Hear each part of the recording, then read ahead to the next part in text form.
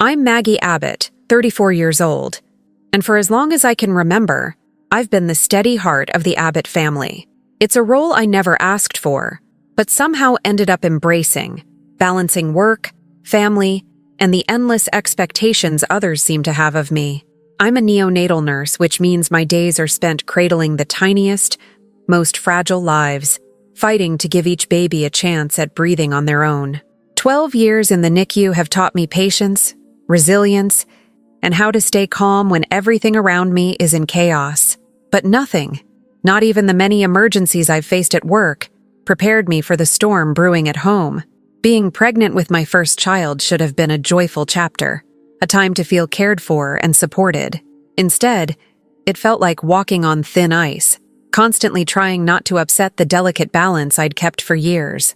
Between the relentless demands of my job and the physical toll of pregnancy, I was exhausted in ways I couldn't fully explain.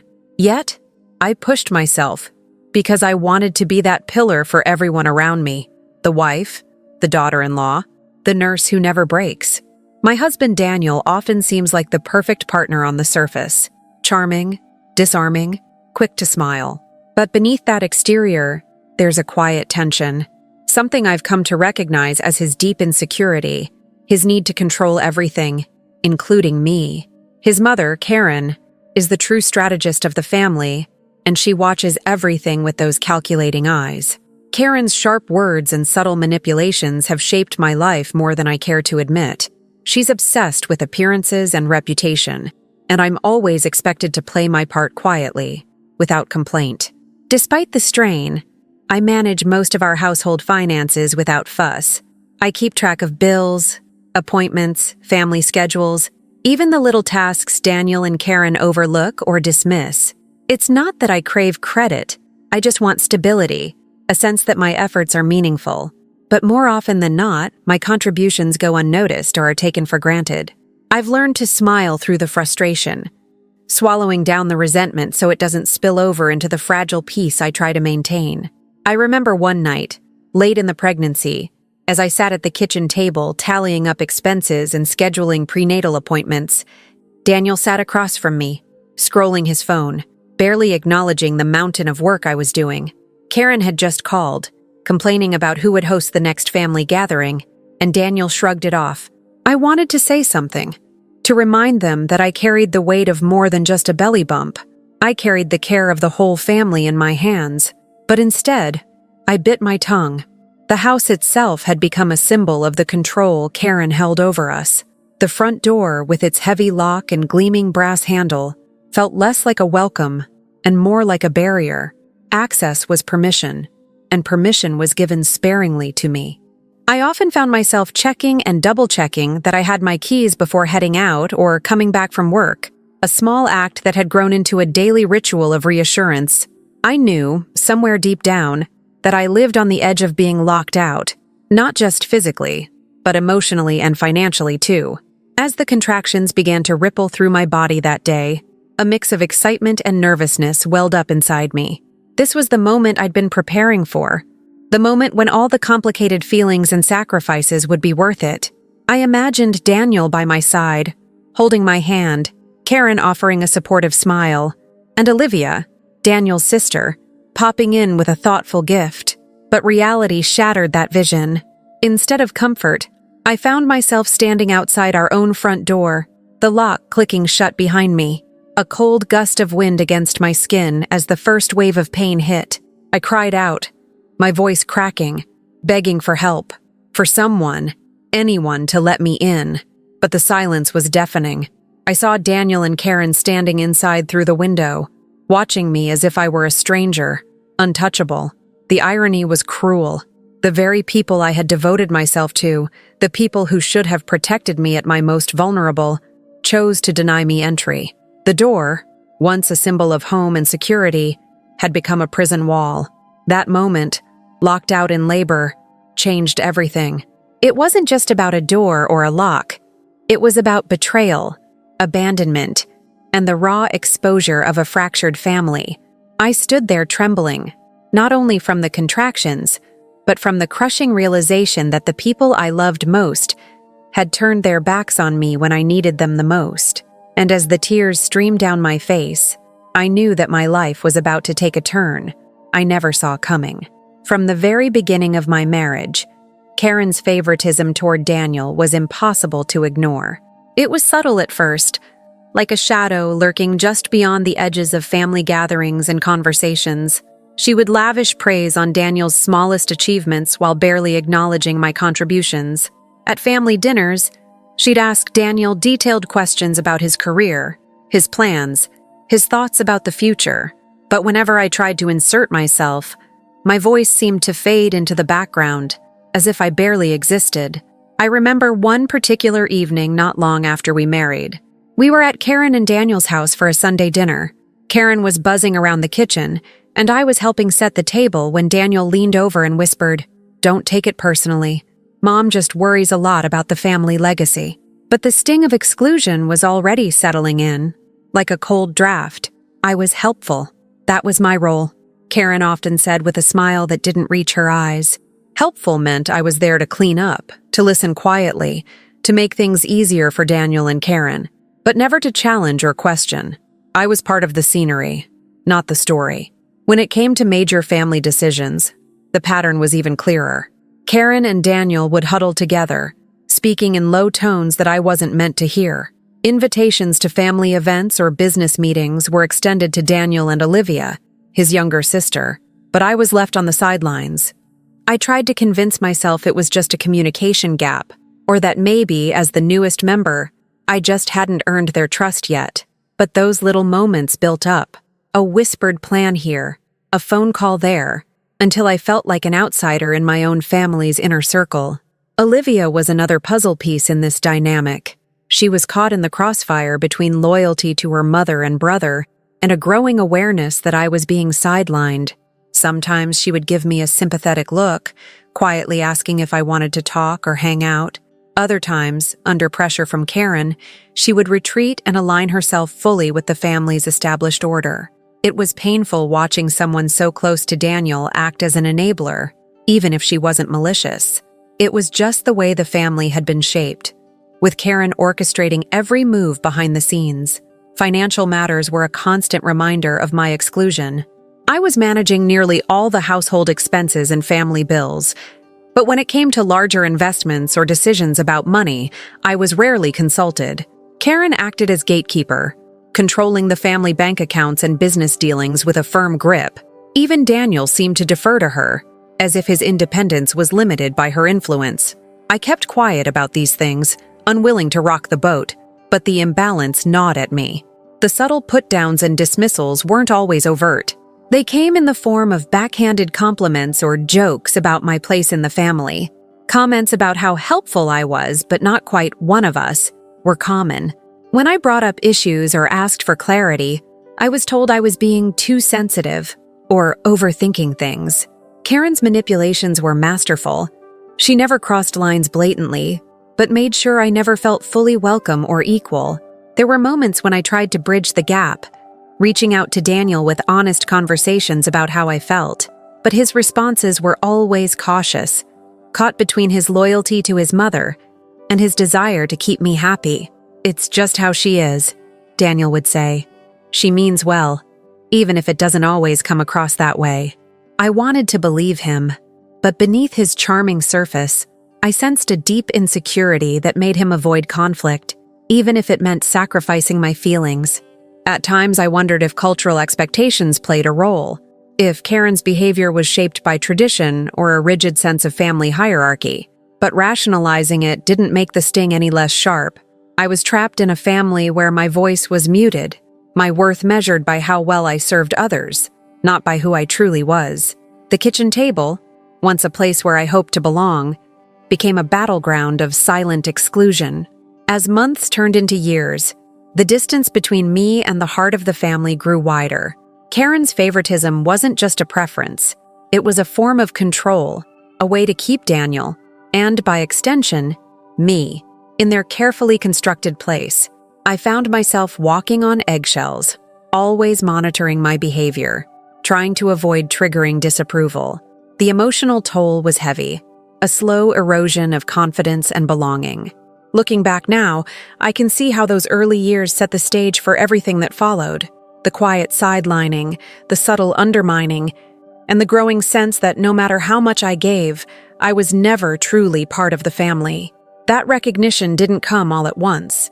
It was a slow, painful awakening to the reality that my role was defined by others' expectations, not by mutual respect or love. And as labor pains crept closer on that fateful day, the weight of that exclusion pressed down harder than ever, foreshadowing the betrayal to come. Over the years, I found myself making sacrifice after sacrifice, often without anyone noticing, or at least, without anyone acknowledging what I was giving up. I remember early on, when Daniel's job was still unstable, how I put my own career ambitions on hold. Neonatal nursing is demanding, and I dreamed of moving into a leadership role, maybe heading a unit or teaching new nurses. But with Daniel's inconsistent income and the unpredictable hours his work demanded, I made the quiet decision to keep my schedule flexible, to be the steady financial anchor while he figured things out. Those were long nights filled with double shifts and early mornings, all while trying to stay cheerful at home. I told myself it was temporary, that it was the right thing to do for our family. Yet, the months turned into years, and the temporary never seemed to end. Managing the household bills fell entirely on me. It was a job I took seriously. All those little payments, the mortgage, utilities, groceries, insurance. I kept meticulous records, balancing spreadsheets late into the night. I knew keeping this running smoothly was essential, but it also felt like a thankless task, invisible work that everyone assumed just happened. Daniel would often ask me for money to cover his hobbies or outings, and I'd quietly transfer it, even when the budget was tight. Karen, meanwhile, seemed oblivious to these details, or perhaps deliberately uninterested. When bills piled up or unexpected expenses arose, I was the one who had to scramble, rearranging finances to make ends meet. Then there were the times I cared for Karen herself. She's proud, but fragile. Her health has never been robust, and when a doctor's appointment or health scare landed on her calendar, I was the one called in to help. I'd rearrange my shifts, rush from work to assist with medications or take her to appointments. I remember the tense afternoons sitting in sterile waiting rooms, trying to smile for Karen while my own exhaustion built like a storm inside me. I never complained because I believed it was part of family duty.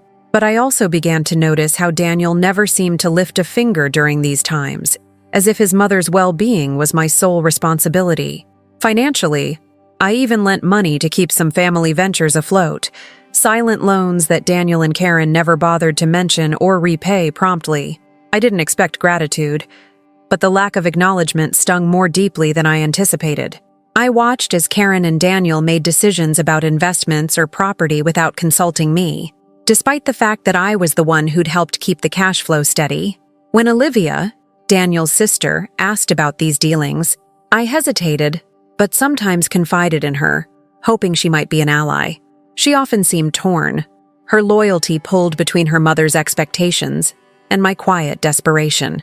Sometimes she would listen, other times she retreated into silence, afraid or unwilling to challenge the family's status quo. Despite the imbalance, I held on to hope. I told myself that loyalty, patience, and hard work would eventually be recognized, that my sacrifices would matter. I believed that if I kept being the rock of the family, supporting Daniel and Karen through thick and thin, things would improve. Maybe Karen would warm up to me. Maybe Daniel would stand up for me more. Maybe Olivia would become an ally rather than a bystander. So I swallowed the growing resentment, ignored the subtle dismissals, and carried on. I remember the little moments that hurt the most, when Karen would ask me to pick up last-minute errands but never once ask how I was feeling, when Daniel would brush off my concerns about money or time, telling me to relax, when family celebrations were planned without so much as a word to me, even though I was the one juggling schedules to make attendance possible. Each instance chipped away at my sense of belonging. The more I gave, the less I seemed to receive in return. Still, I tried to keep everything afloat because I didn't want to rock the boat. I thought that if I showed enough patience and resilience, the family would see me as an indispensable part of the fabric, not just a background player. I believed that love and duty would be enough to bridge the gaps between us. But deep down, I knew that what I was getting wasn't love or partnership. It was obligation, control, and expectation without thanks. Looking back now, all those years of managing bills, caring for Karen, lending money, and sacrificing my own career feel like pieces of a puzzle that led to that breaking point, the day I was locked out in labor. Each unpaid favor, each unseen effort, was part of the foundation for the betrayal that would follow. Yet at the time, I had no idea that my quiet endurance was setting me up not for belonging, but for exclusion. Months before I went into labor, the humiliation hit me harder than I ever expected. It was supposed to be a simple family gathering, just another one of those Sunday afternoon affairs at Karen and Daniel's house, filled with the usual chatter, clinking dishes, and the faint aroma of Karen's overcooked roast wafting from the kitchen. But that day, the air around me felt heavier, as if every glance and whispered comment was a weight pressing down on my already weary shoulders. I was nearly 7 months pregnant then, my belly round and undeniable, a visible sign of the life growing inside me.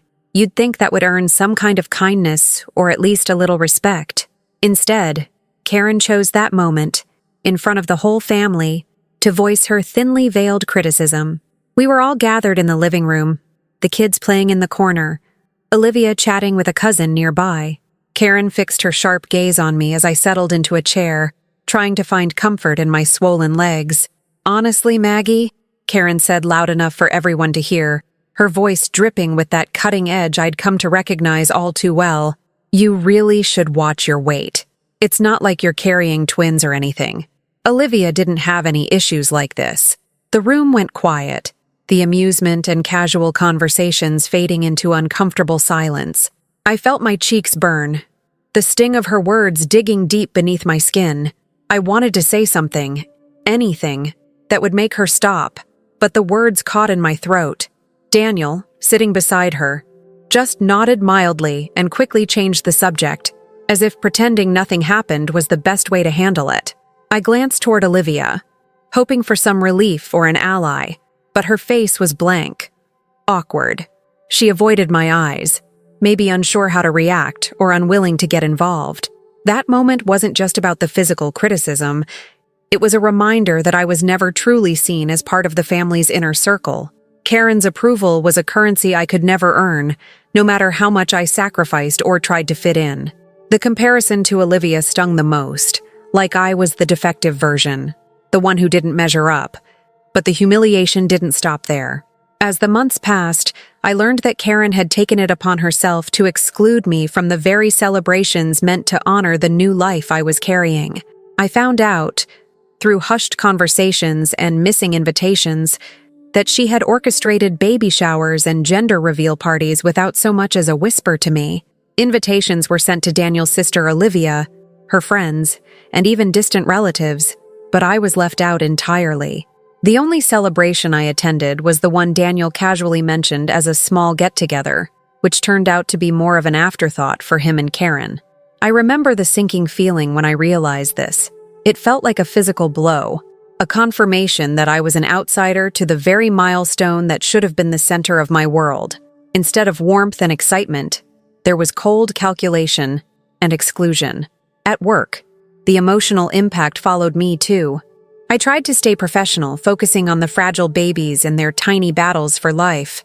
But the chill from my family seeped into my spirit, making the long hours even harder. Each shift was a reminder that I was nurturing life in the hospital, while my own life at home was fraying at the edges. I confronted Daniel once about the baby showers and the way his mother had spoken to me, hoping for support or at least an explanation.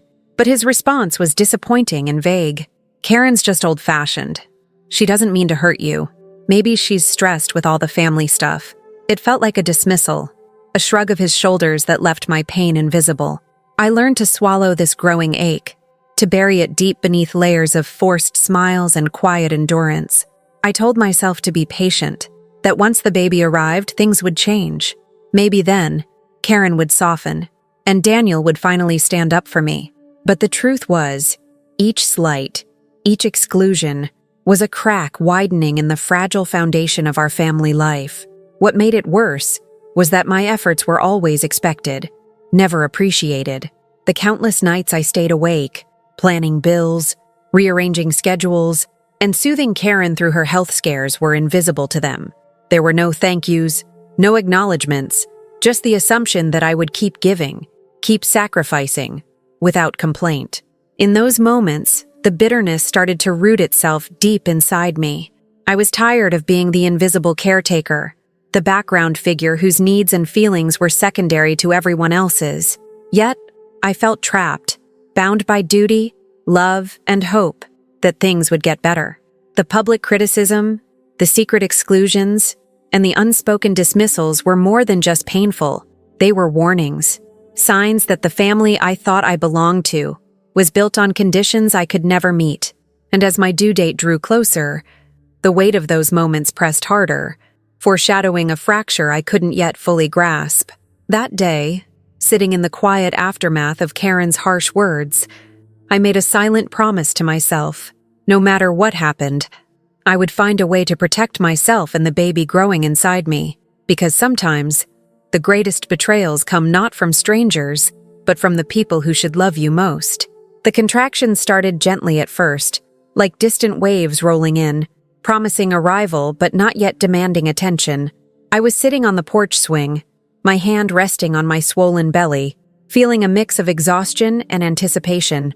The house behind me should have been a sanctuary, a place of comfort where Daniel and Karen would rally around me, ready to support me through this pivotal moment.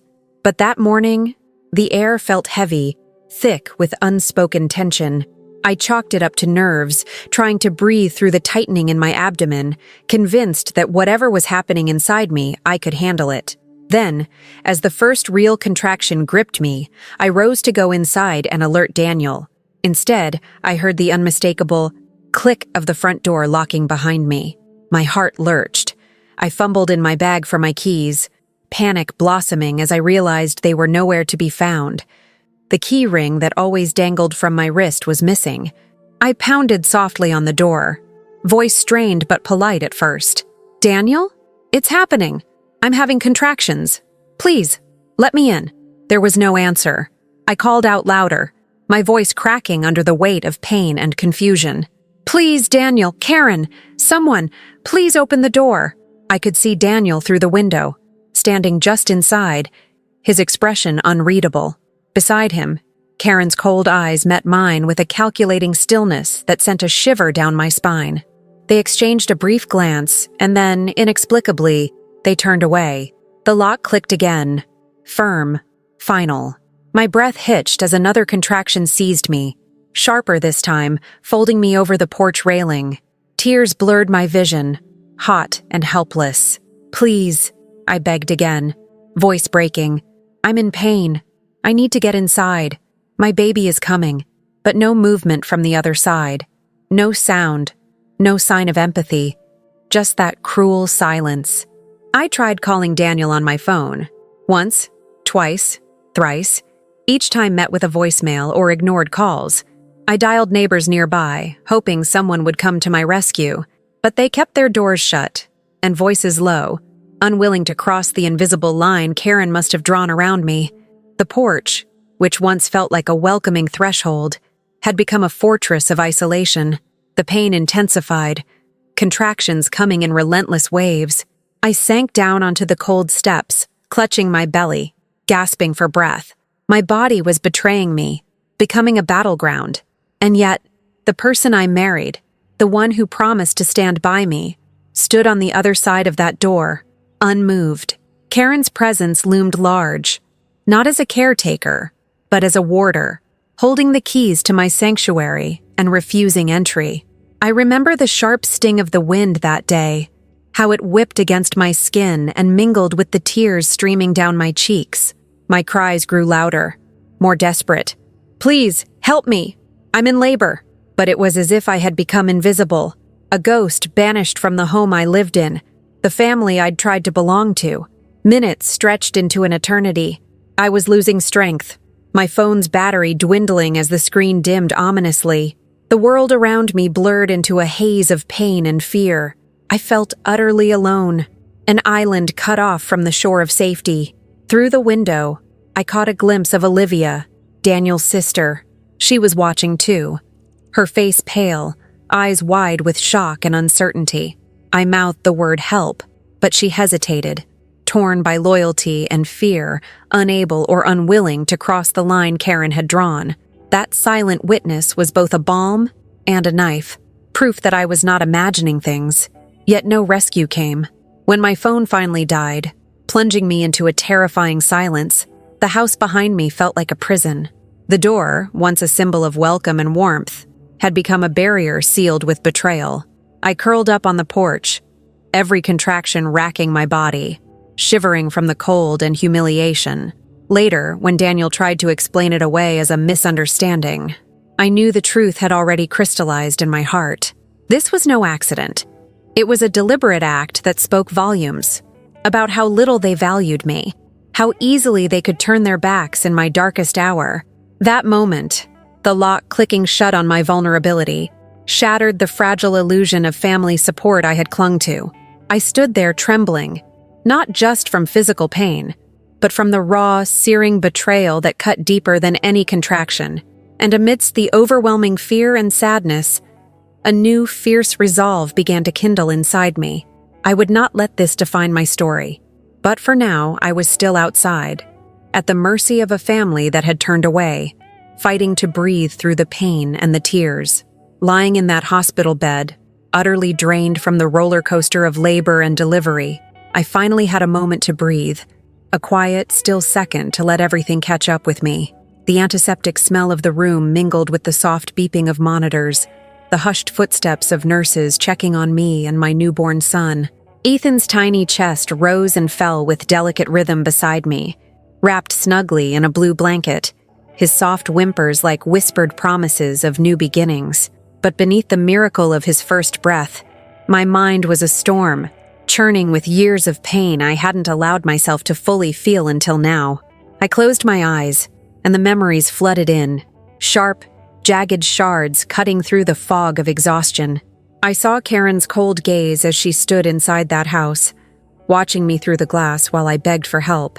Daniel's silence, his refusal to step forward, the way the lock clicked, a sound I'd never forget, sealing me out, sealing me off from the family I thought I loved. It was more than a door closing. It was a message, a brutal, unforgiving message of where I truly stood in their lives. As the haze of postpartum fatigue thinned, grief took hold like a heavy stone settling on my chest. I grieved not just the betrayal of that day, but the cumulative neglect that had crept in over the years. The countless sacrifices I made, my career ambitions shelved, nights spent balancing bills, caring for Karen when she was ill, lending money quietly while my own dreams slipped away. All of it seemed to mock me now. For so long I had given and given, hoping to earn respect, love, a place at the table. Instead, I was left out, dismissed, and disregarded. The realization stung with a cold clarity that made my heart ache anew. But grief, with all its weight, morphed slowly into something sharper, cutting, fierce and unyielding. Anger, cold and steady, it spread through my veins like ice, a fire lit by betrayal and years of invisibility. How could they watch me suffer and not move? How could Daniel, the man who vowed to be my partner, stand by silently? How had I been so blind to the cracks beneath the surface, the way Karen's control tightened like a noose?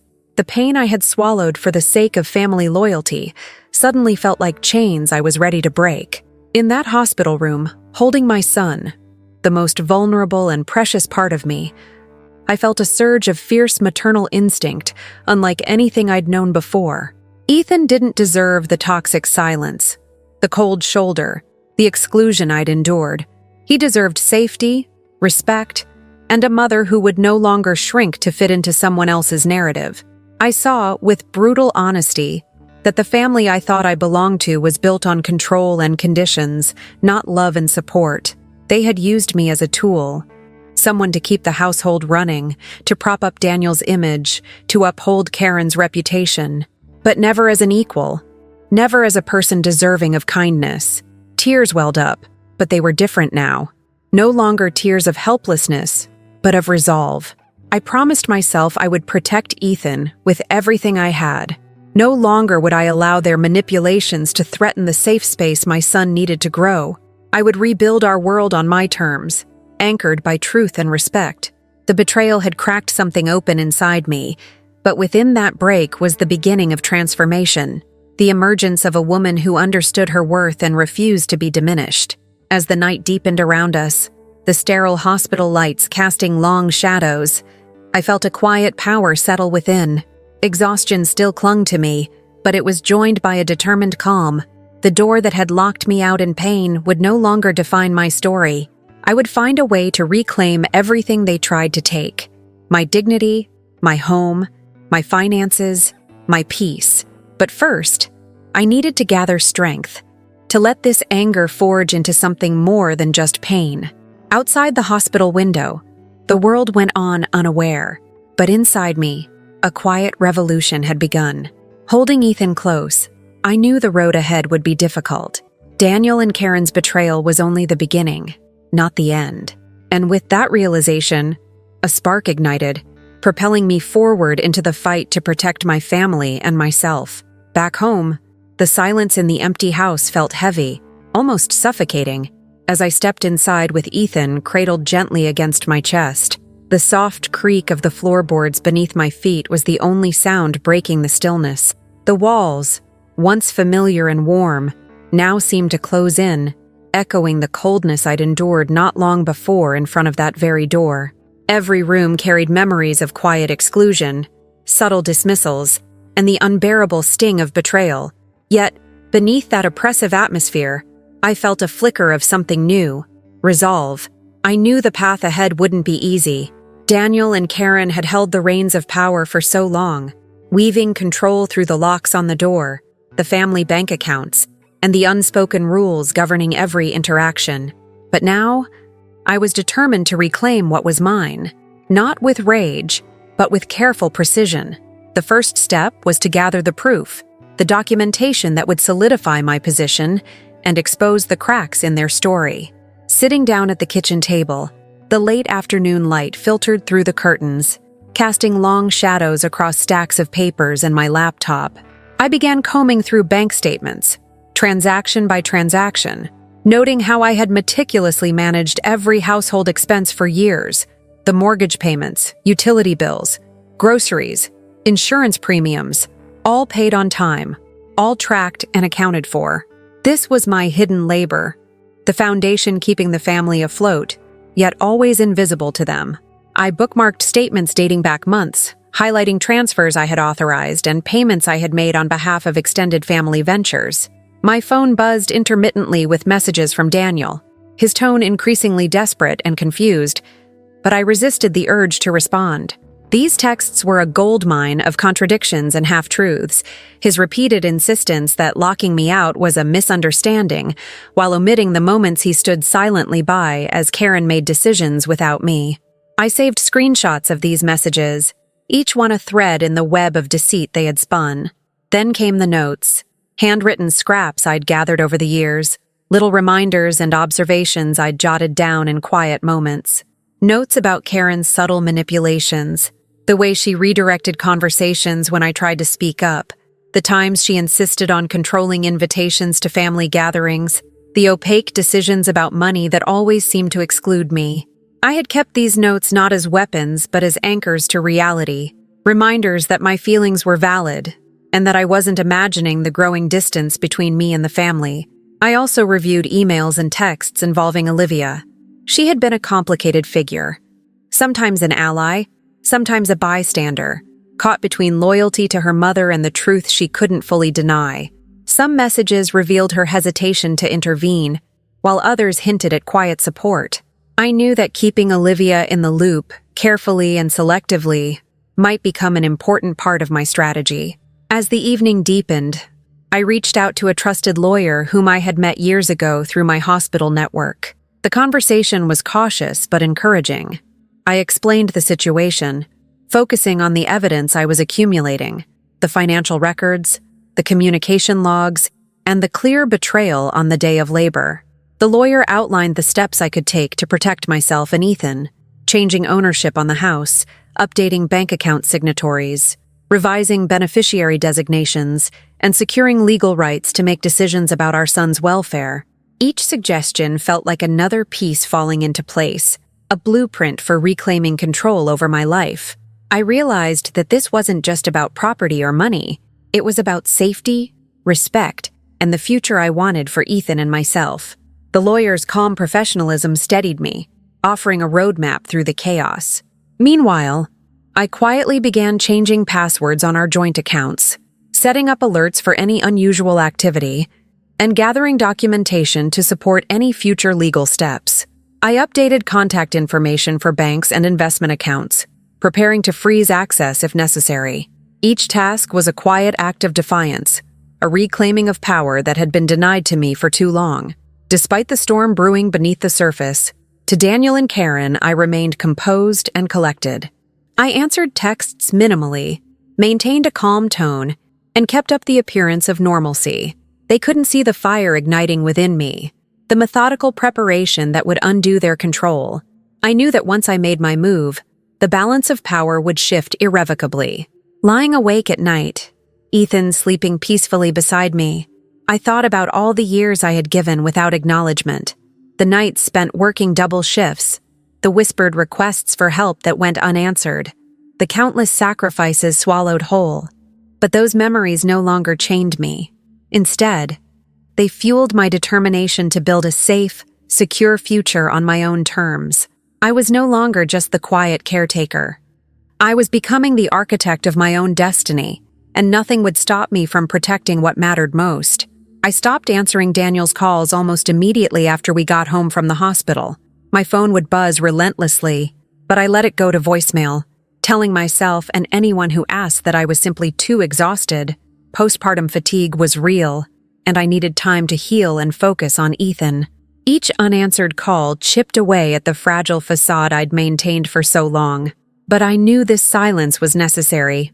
Daniel's voice, once a source of comfort, had become a reminder of betrayal, and I couldn't face it yet. Financially, I began to pull back carefully, deliberately.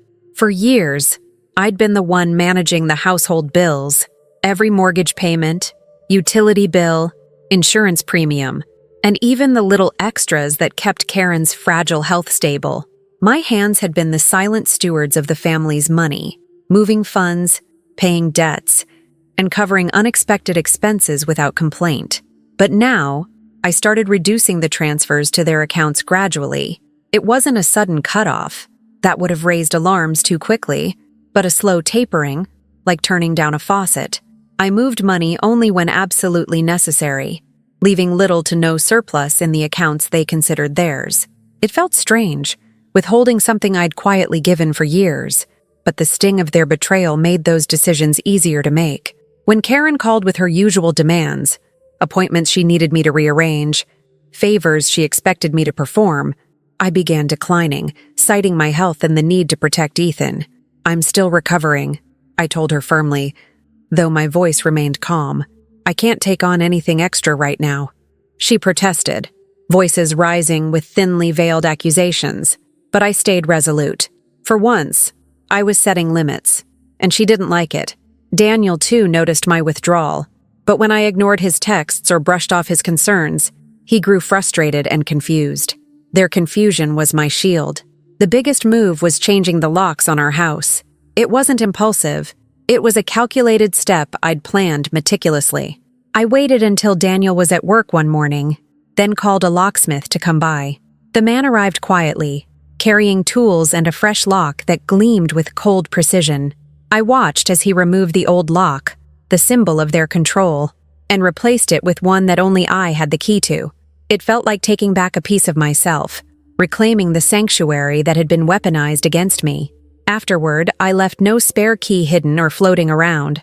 The house was mine, and only mine, for now. When Daniel returned that evening, he found the door locked tight, a physical barrier to his previously unquestioned access. I wasn't ready to confront him yet, so I left a note taped to the door. Simple, direct, a reminder that boundaries had shifted, and respect was no longer optional. Simultaneously, I froze all joint bank accounts. I contacted the bank with documents proving my authority, explaining the situation without revealing too much. Within days, those accounts were locked. No transactions possible without my explicit approval. This wasn't just about money. It was about breaking the silent control Karen and Daniel wielded over not only funds, but my sense of security. Their financial lifelines were cut without warning, and they had no idea it was coming. I informed Olivia of the changes next, carefully choosing my words. She was cautious but seemed relieved to hear I was taking steps to protect myself and Ethan. I shared some of the evidence I'd gathered.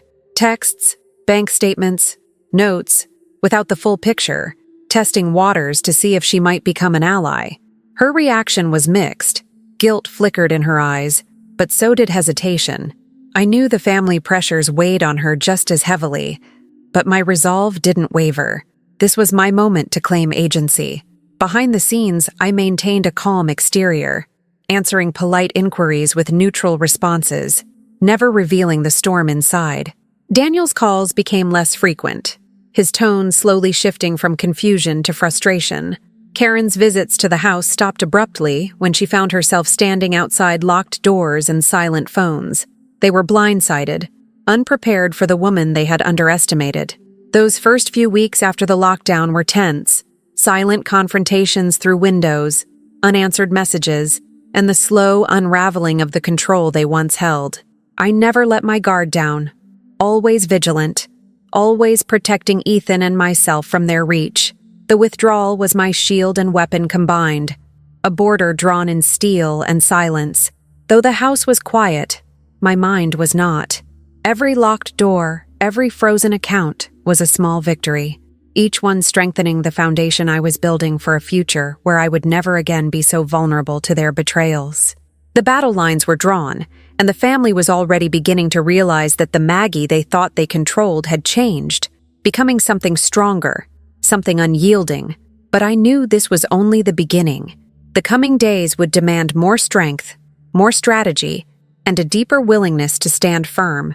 Daniel and Karen's shock was palpable, but their next moves were still unknown. As I cradled Ethan in the quiet of our home, I felt the weight of what I'd done, and the fierce hope that finally I was taking back control of my life. That evening, as the sun dipped low and the house was bathed in the fading amber light, Daniel and Karen pulled up in their car, expecting the familiar routine. They were probably rehearsing the usual greetings, the casual conversations, the comfortable access they'd long taken for granted. But as they approached the front door, their confident strides faltered. The lock clicked decisively when Karen tried the handle, and it didn't budge. The door was sealed tight, an unyielding barrier that neither charm nor entitlement could breach. I stood behind the glass on the other side, Ethan sleeping peacefully in the crook of my arm, a quiet sentinel of the new life I was fiercely determined to protect. I had prepared for this moment with painstaking care, but even so, watching their expressions shift from certainty to shock, then to disbelief, stirred a complex satisfaction deep inside me. This was the line they had crossed, the boundary I was drawing with clear, uncompromising precision. Pinned to the door, a crisp, white note caught the fading light, its black ink stark against the plain paper. "You abandoned me in my greatest moment of need. Until you respect me and my child, this is our boundary." The words held weight, simple but unyielding, a declaration of both hurt and strength.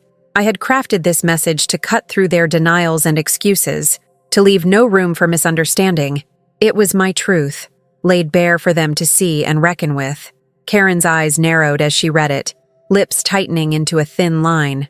Daniel shifted uncomfortably, glancing between the note and me inside, the reality sinking in. No longer would access be automatic or unconditional.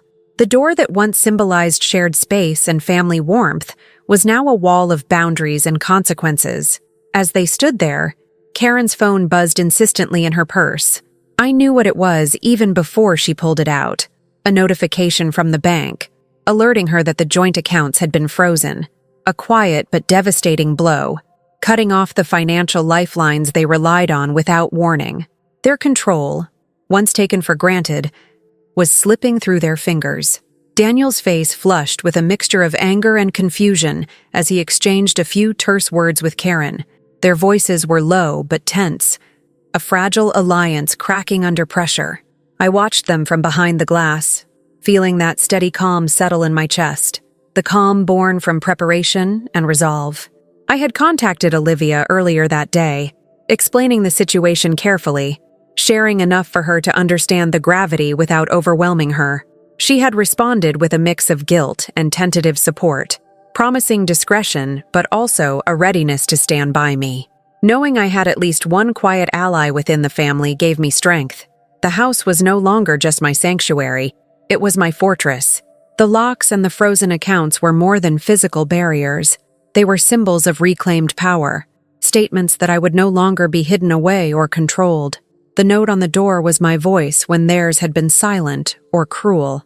Behind the glass, I saw the flicker of panic cross Karen's face, the same face that had watched me suffer and dismissed my pain. Daniel's shoulders slumped slightly, the weight of being unmoored from his golden child status becoming apparent. Their carefully constructed world was crumbling in real time. I didn't reply when Karen's calls came flooding in later that night. I let the silence speak for me, a deliberate choice to hold the line.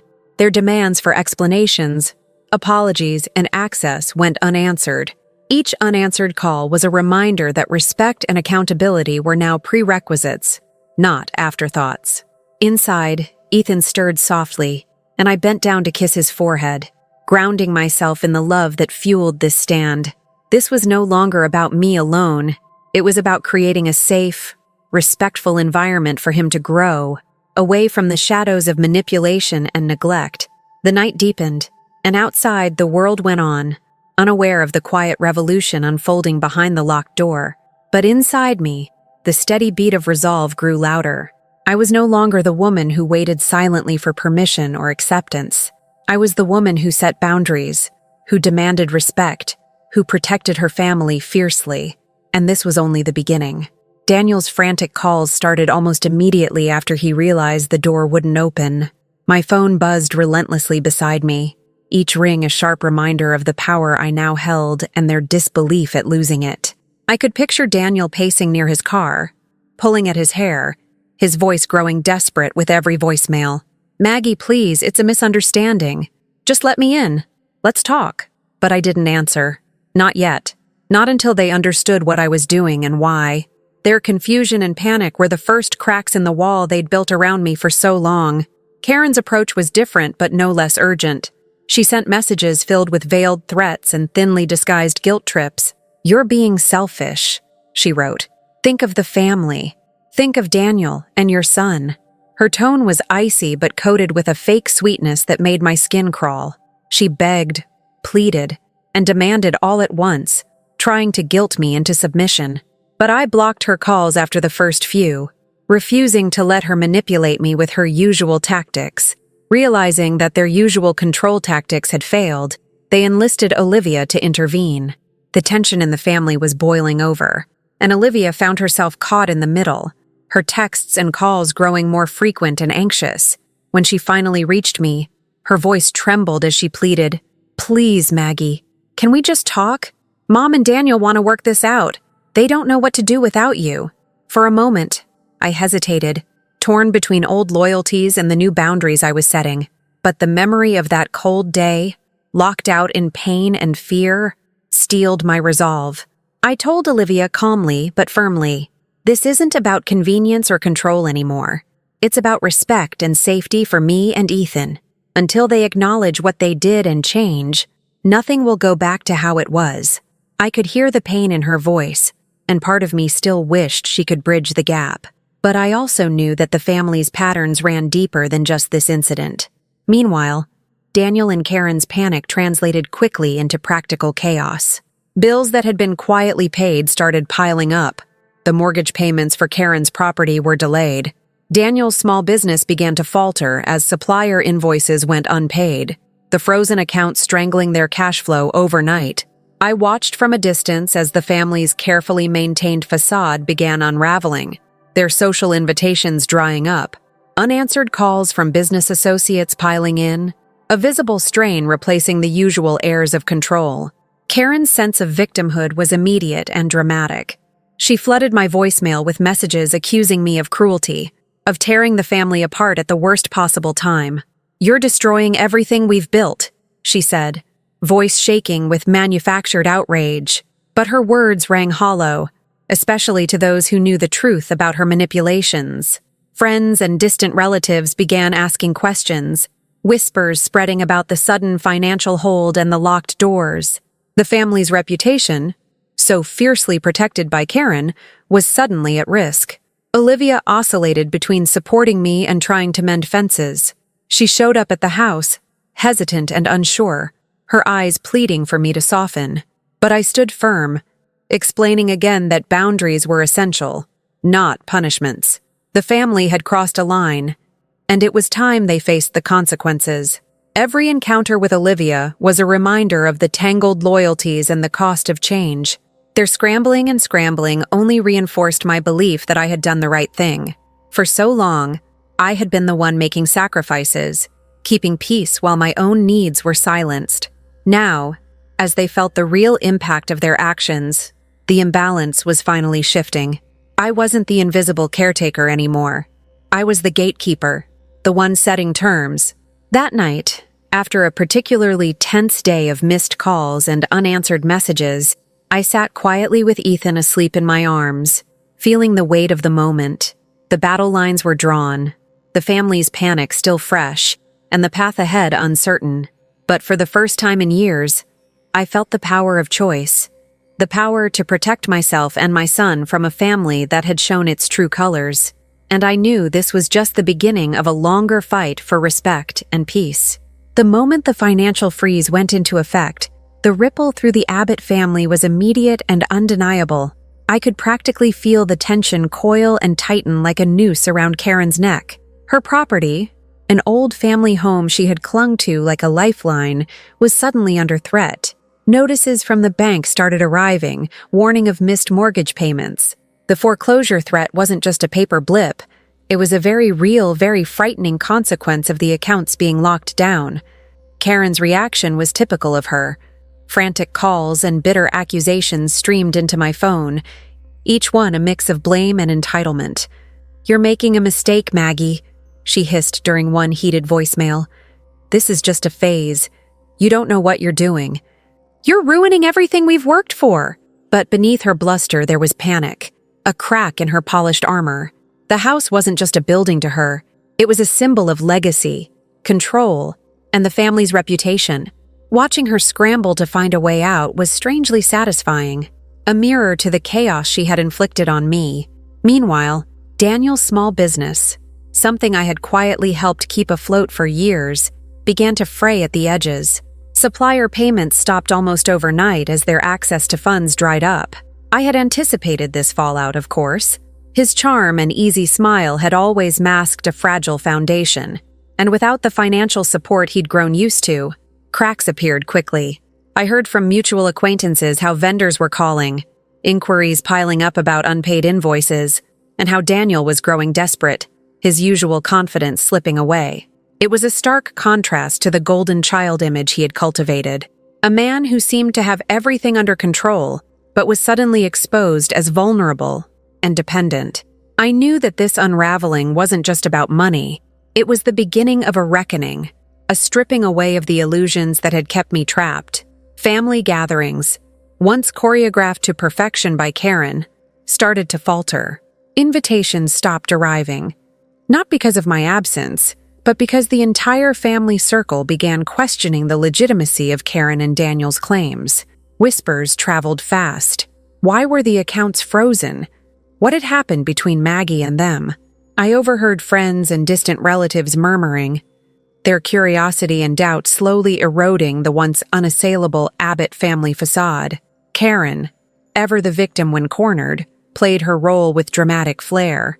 She flooded my voicemail and email with messages accusing me of cruelty and disloyalty. "You're tearing this family apart," she wrote, her words dripping with feigned sorrow. "Think about Daniel, your son, the reputation. You don't have to do this." But those words felt hollow, especially since everyone who saw her true colors whispered among themselves about her manipulations and coldness. Olivia's involvement was complicated. She wavered between guilt and a desire to mediate, caught painfully between her loyalty to her mother and brother and the new reality she was forced to face. She showed up at my door unannounced one afternoon, her eyes red-rimmed, voice trembling. "Maggie, please. Can we find a way to fix this? Mom's scared. Daniel's hurting. I don't want this family to break apart." But I was resolute. This isn't about breaking apart, Olivia. It's about facing the truth. Until they accept responsibility, nothing changes. Those visits were bittersweet reminders of all the tangled loyalties and the cost of change. Olivia was still family, or at least part of the family I once thought I belonged to, but she was also a witness to the unraveling facade. Our conversations were laced with pain and frustration, but they also underscored how deeply the family dynamics had been damaged. Throughout it all, I kept meticulous records. Every voicemail from Karen accusing me, every message from Daniel pleading for a return to normal, every hesitant text from Olivia was saved and cataloged. I wanted a clear picture of this unraveling, a testament to the consequences of betrayal and manipulation. It was like watching a house of cards collapse. Each missed payment, each broken promise, another gust of wind knocking it down. Despite the turmoil, I held on to a quiet strength. The chaos outside the front door was a reflection of what had been broken inside the family for years. Their panic, their scrambling, their accusations, they couldn't touch the core of what I was protecting: Ethan's safety and my own dignity. That night, as I rocked Ethan to sleep, the distant sound of Karen's frustrated messages echoing in my mind, I felt a strange calm settle over me. The family's perfect image was crumbling, and I was finally free from the invisible chains that had bound me. But I knew this storm was far from over. The real battle was just beginning. Months have passed since I changed the locks and froze the family accounts, and the dust is only beginning to settle. The wariness still hums in the air whenever Daniel or Karen reach out, their voices cautious, their messages measured. After weeks of silence, followed by frantic attempts to regain control, they finally agreed to terms that felt like a fragile truce, but also a victory hard won. Respectful communication only. No access to the house or finances without explicit mutual agreement. Accountability for their past actions. These aren't just words on paper. They're boundaries etched in stone, lines I refuse to let them cross again. I remember the first conversation where Daniel spoke without entitlement or anger. His tone was hesitant, almost vulnerable. "Maggie, I want to start fresh," he said, his voice quieter than I'd heard in years. "We need to find a way forward." For Ethan, it was a far cry from the man who once dismissed me, but I kept my guard up. Karen, too, softened her stance, if only slightly. She no longer spoke with the same sharpness, though the old habits die hard. There were moments when I caught glimpses of the woman behind the matriarch, the fear of losing family, the desperation hidden beneath the carefully constructed control. Setting these boundaries wasn't just about keeping them out physically or financially. It was about reclaiming my dignity and protecting the fragile peace I was finally building with my son. No longer would I be the invisible caretaker, the unpaid emotional laborer, or the silent victim of manipulation. Every locked door, every frozen bank account was a statement. I am here, and I will not be erased. The house feels different now. It's quieter, yes, but also safer. The walls no longer echo with subtle commands or whispered judgments, but with the gentle laughter of Ethan and the calm I fought so hard to create. Family gatherings have changed too. They're smaller, more deliberate. Invitations come with clear agreements on boundaries and respect. The old pattern of exclusion and control has been disrupted, forcing everyone to reconsider what family means when respect is non-negotiable. Olivia, caught in the middle for so long, is slowly becoming more of an ally. She shows up now without hesitation, offering help with Ethan or just sitting quietly, sharing in conversations where my voice finally carries weight. Of course, the road hasn't been smooth. There have been moments of tension, old wounds reopened by careless words, the occasional slip of entitlement when Daniel or Karen forget themselves. But I've learned not to shrink back. I respond calmly but firmly, reminding them gently that respect is the foundation of any relationship now. This isn't about punishment or revenge anymore. It's about creating a healthier space for everyone, especially for Ethan, who deserves to grow up free from the toxic patterns I endured. I spend a lot of time reflecting on how far I've come. From the woman who waited on the porch, locked out in labor, confused and betrayed, to the mother who stood tall, reclaimed her power, and set unbreakable boundaries. This transformation hasn't been easy, and it certainly isn't over. But I feel stronger than ever, anchored by the love I have for my son and the fierce determination to protect him. Every time I see Ethan smile, hear him call me mom, or watch him reach for my hand, I'm reminded why this fight mattered. The locks on the door are more than metal and keys. They're symbols of survival, resilience, and new beginnings. And the note I left that day? It still hangs in my mind, a reminder that respect is earned, not demanded by blood. The Abbott family's reckoning continues, unfolding in quiet conversations and tentative steps toward healing. Whether it leads to true growth or permanent division is beyond my control. What I do control is the life I'm building here, with Ethan and the friends who have stood by me, not out of obligation, but out of genuine care. I've reclaimed my home, my finances, and most importantly, my self-worth. And as I close the door behind me each day, I do so knowing that the safety inside is hard-fought and well-deserved. My locks are finally secure, but my heart remains open to hope, to healing, and to the future we will write together